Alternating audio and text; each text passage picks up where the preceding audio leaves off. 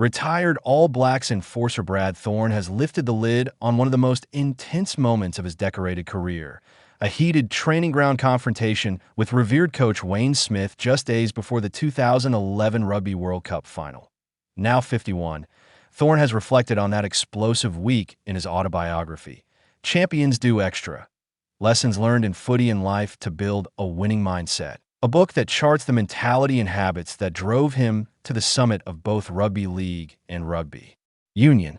Among its most compelling revelations is the story of how, in the cauldron of a home World Cup, emotions boiled over between player and coach at precisely the worst, or perhaps most telling, moment. Final week tension. The incident occurred in Auckland during the build-up to the 2011 Rugby World Cup Final against France's national rugby union team. New Zealand had not lifted the Webb Ellis Cup since 1987, and the weight of expectation on home soil was immense.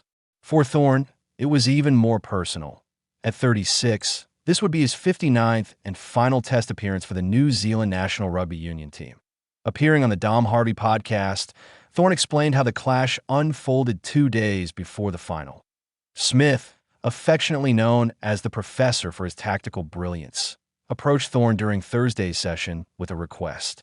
The coach wanted the veteran lock to participate in a new drill designed to assist the backs with footwork and movement patterns. That Thorn's reaction was immediate and explosive. That was final week, Thorn recalled.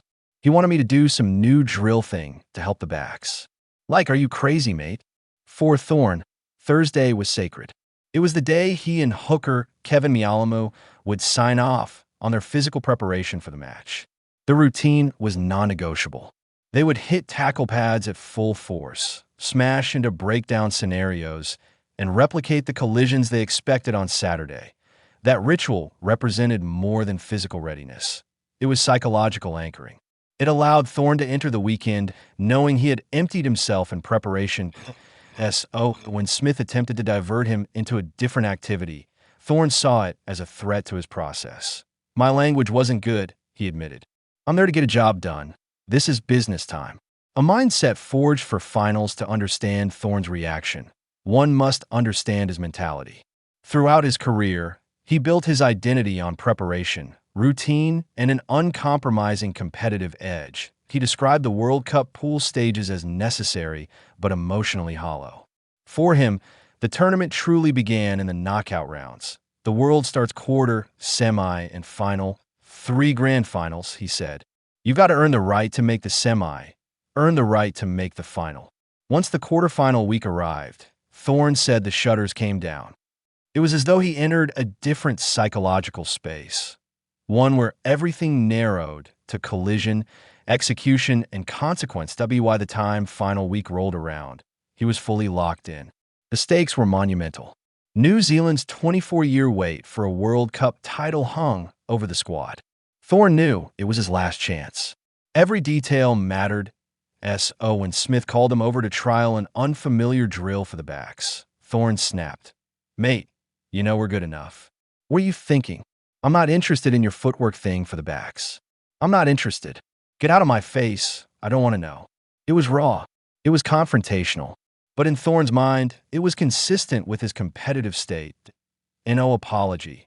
No regrets. 15 years on, Thorn insists he never apologized and doesn't feel the need to. When asked whether he ever said sorry, he replied bluntly, No. In his view, Smith eventually understood.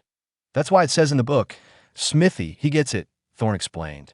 I would still say to this day, what were you thinking? He's the professor. He should know better than that. Thorn's perspective is not rooted in disrespect, but in role clarity. In his mind, during final week, frontline players preparing for the ultimate contest should not be experimenting. If additional work was needed, it should involve non-playing squad members. Get some other non-playing 23 guy to do that. Why are you asking me? The episode highlights the tension that can arise even within successful teams. Great coaches innovate. Great competitors protect their processes. In 2011, both traits collided in a moment of friction. The cafetiere that became a blessing. Thorn also shared another extraordinary story from that same World Cup year, one involving an unlikely injury that ultimately proved beneficial, in April 2011. Playing for the Crusaders, Thorn tore his calf during a 26-18 defeat to the Highlanders in Nelson. The cause? A long walk in flip-flops. Thorn explained that he had gone searching for a copy of Rugby League Week magazine on game day.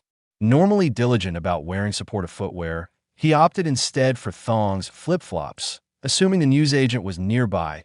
It wasn't. He ended up walking on concrete for nearly an hour. Days later, in a scrum, his calf pinged. Looking back, Thorn believes the injury was a hidden blessing. He had been playing relentlessly for years without significant breaks. The enforced rest meant he missed a demanding Super Rugby tour to Perth, Cape Town, and Bloemfontein, and instead recovered at home. I had just done a lot of footy over a lot of years, he said.